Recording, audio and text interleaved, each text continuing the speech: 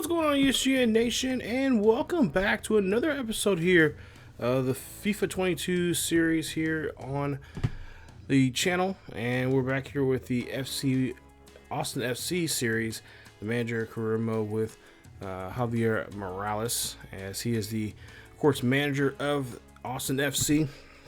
And today we're gonna be here on today's episode of the Rooted in Austin, episode number 3. We're just finishing up the, of course, the summer transfer window, and we made some. We didn't make any big splashes here. You'll see here some of those moves that we did make. I just want to move a lot of our young players here and give them some opportunities to get a chance to play overseas in, League 1 or League 2 in Europe, and of course some other places over in Spain, Mexico, and etc. etc. As we're taking a look right here, right now we're in a good spot right now, with 55 points right now. We're in first place in the West. Sound is right behind us with 47 points. There you see we have only had one loss so far this season. Out of 22 matches, we're 13. We have 13 wins, a couple of draws, and of course one loss to our name.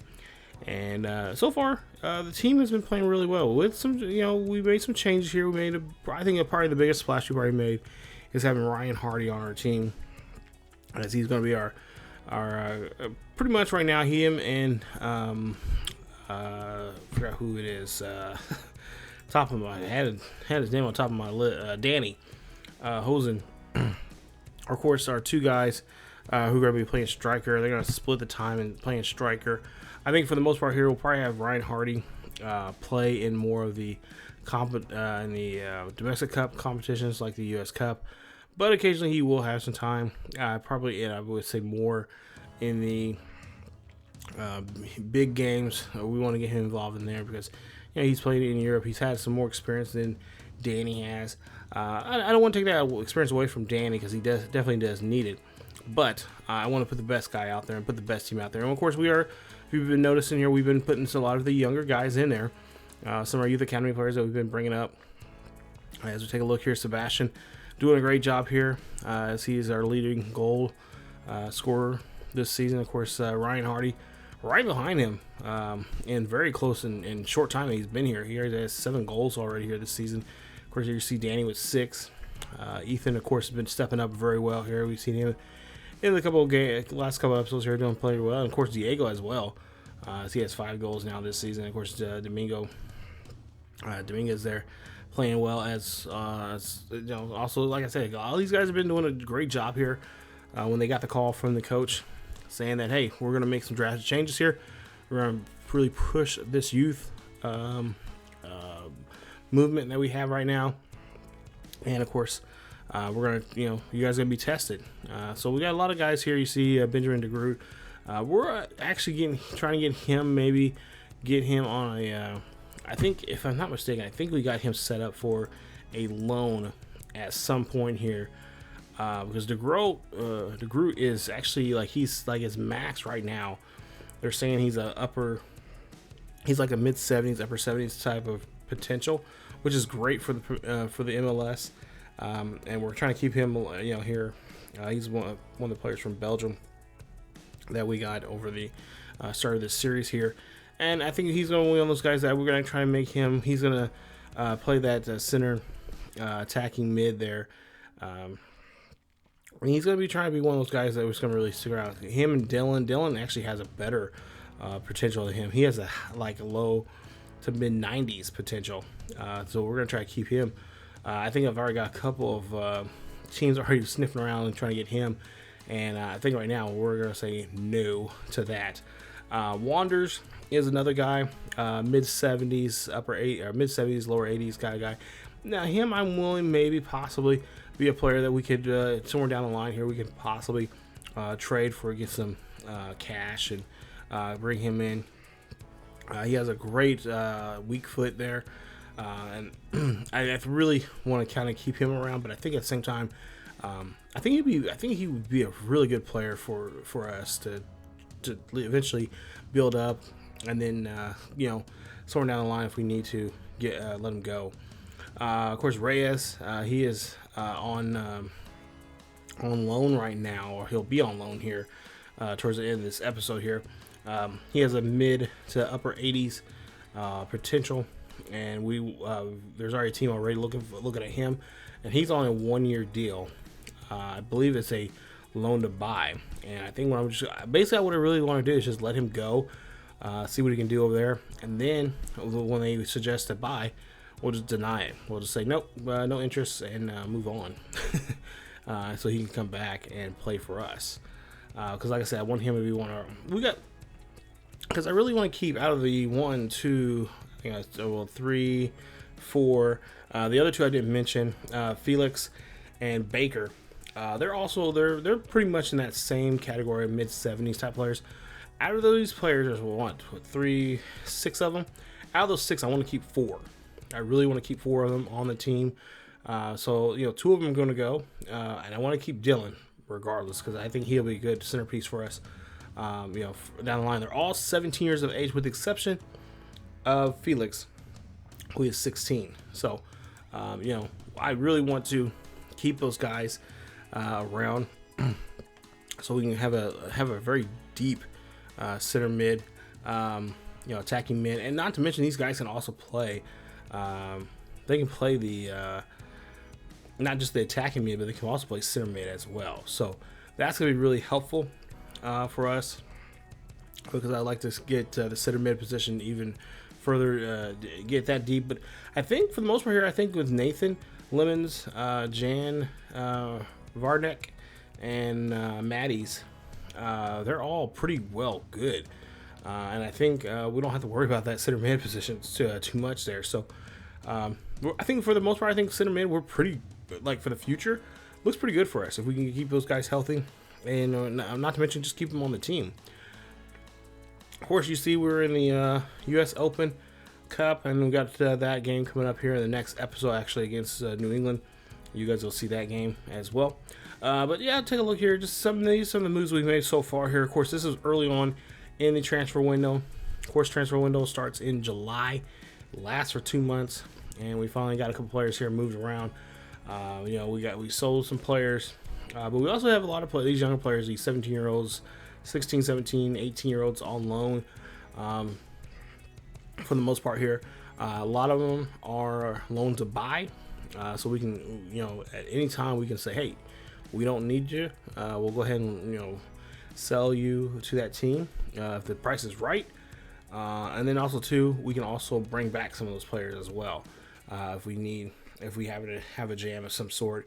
I believe some of the players, and for the most part, I think a lot of players we've got, they can play multiple positions, so I can change them to play, right, or if the midfielders can play either center, or they can play left, or they can play right, or they can play all 3, or they can play cam. In some cases, some of these players there. So it's really nice to have some of those players that can play those multiple positions, especially in the midfield there.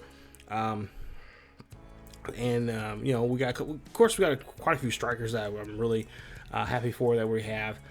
We have a boatload of them. Of course, Dajé, we had to get rid of him. He was making money for us. I didn't want to let him go. He's 21 years of age.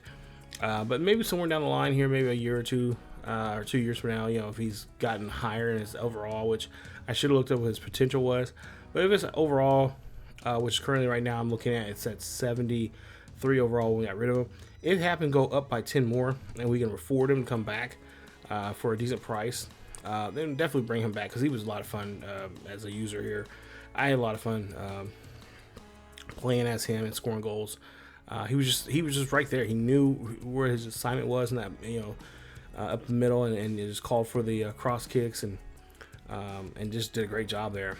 Maximo, of course, he's 29 years of age. We got to went in and we let him go. We sold him as well. But then, like I said, our strikers did really well here. As you see, Reds there. A guy there here we're working on development wise. But I think at the same time, we're gonna, he's 20 years of age. He's still young enough. We went ahead, and if I'm not mistaken, I think we went ahead and signed him to a longer deal. But I think in this video, or maybe the next video, I think somewhere here, I think if not this video, I think it's the next video you guys will see. They actually suggested us to let him go. and you know, have him or sell him, I should say. And I don't want to do that. I think, you know, in some ways I kind of see what they're talking about, but in other ways here we're too young, and I really feel like that if we get too young, we're not going to be ready to make the next step here. Because I feel like this is our inaugural season. Obviously, we're doing really well here, and you know, I feel like we have a chance to win it and win it all. I really do. You know, U.S. Cup, we're just 2 games from winning that, and then we have the rest of the season and MLS play to still. We got some pretty good tough teams coming up here, but for the most part, we've been playing pretty strong in the West, and I feel really good with these guys, and I think that youth has been really helpful for us with a combination of sprinkling in some veteran players in here, and I don't want to let that go. So I'm really trying to keep all these guys here as much as possible, and of course, I mean, even though the trade deadline, or the transfer window is going to be over here in the next couple of hours, we can still make deals afterwards. And of course, that won't affect our team. Those players won't move or make a move until the winter transfer, and so. Of course, we'll have a couple months between. Well, actually, we have about 2 months between the end of the MLS season and going into the winter transfer window, where we can make some serious look at the roster seriously, see who we're gonna fit, see who we're gonna decide. Okay, we're gonna make a move here. We're gonna let this guy go. Same thing with some of the players that we have on this team right here, because youth academy wise, there are some players that are making some big strides. I mean, there's guys going +5. I think one guy even went +10 in that month. I'm not sure who that was there, but who that player, I can't remember exactly who it was. But if you see here, I mean, you look at the numbers here. I mean, these are some big jumps here from a lot of different players here, and some of them we just pulled up. We put up on the team. Some of them where we were, like as you see here, we're kind of making some decisions on how they're gonna how they're gonna grow in their position, or if we're gonna make a position change because of need.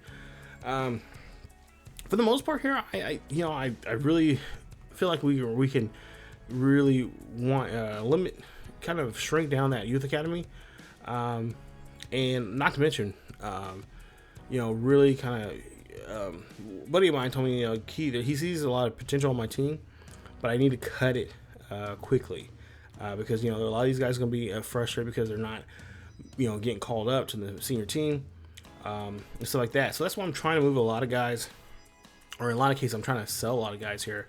If they got a good, pretty decent potential, because we got a couple guys that I got 90 potential. Ideally I should let them go because I can make some serious money off of them. But at the same time, I want to keep some homegrown players here that we've developed ourselves, so we can still be a contender here in the West.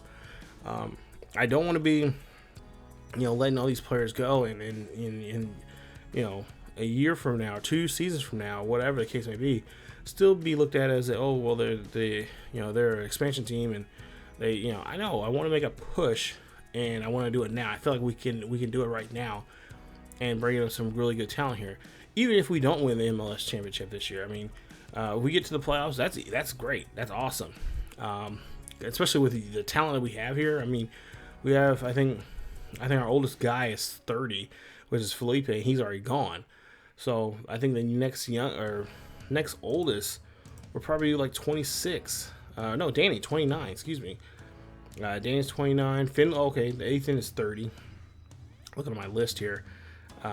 So yeah, I mean, there's a lot of players here. Really, truly, I mean, this is our time to do it. We got some real good youth. I know experience is important, but you take a look here. We got a lot of guys here who are going to be gone overseas here by within a year's time.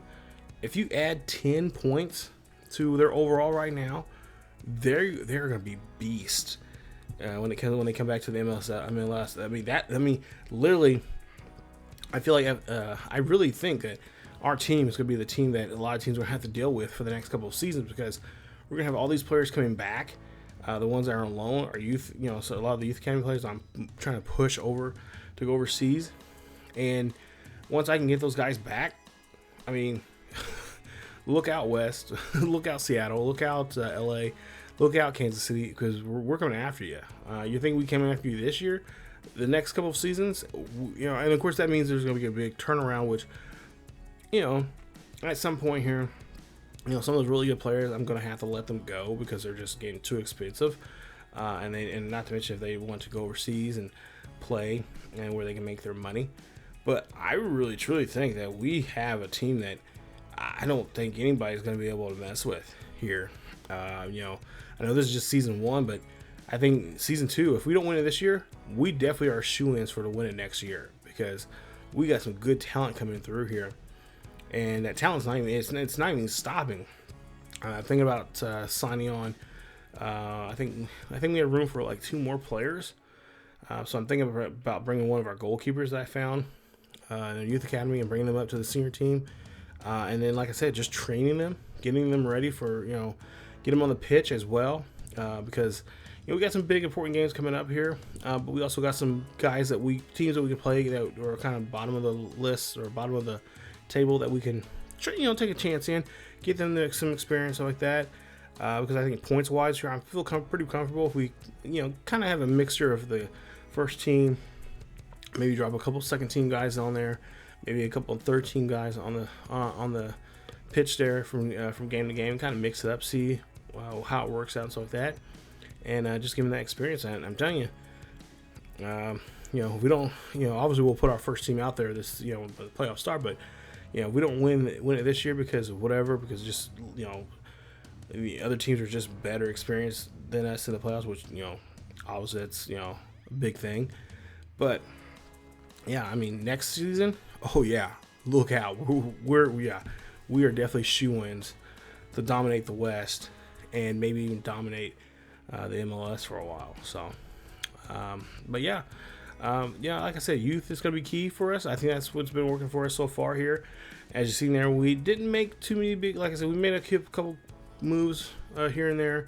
Nothing too crazy, no big names. I think the only big name really for us, our level, is probably Ryan Hardy. And he's been doing really well for us. He's fit in pretty well. He's done a great job here so far, scoring goals for us. And, you know, it's just now about, you know, who's going to get the right playing time. We're trying to figure out who's going to be on the pitch more often and when and how often and all that kind of stuff. And that's something we have to work on. So, thank you guys for watching here today's episode. Like I said, next episode we'll have the U.S. Open playing against New England. That's a semifinal game. And then whoever wins that, I think, is either going to be facing Philadelphia or NYCFC. So, we'll see how that goes. But that's it for this episode, you guys, of the Rooted in Austin. Definitely stick around for more, as we'll see some more videos here on the channel very soon. But as always, follow us on Facebook, Twitter, and Discord. We also do live stream over on Twitch. All that information is down below in the description. And that's it. So take care of yourselves and each other, and I will see you all next time.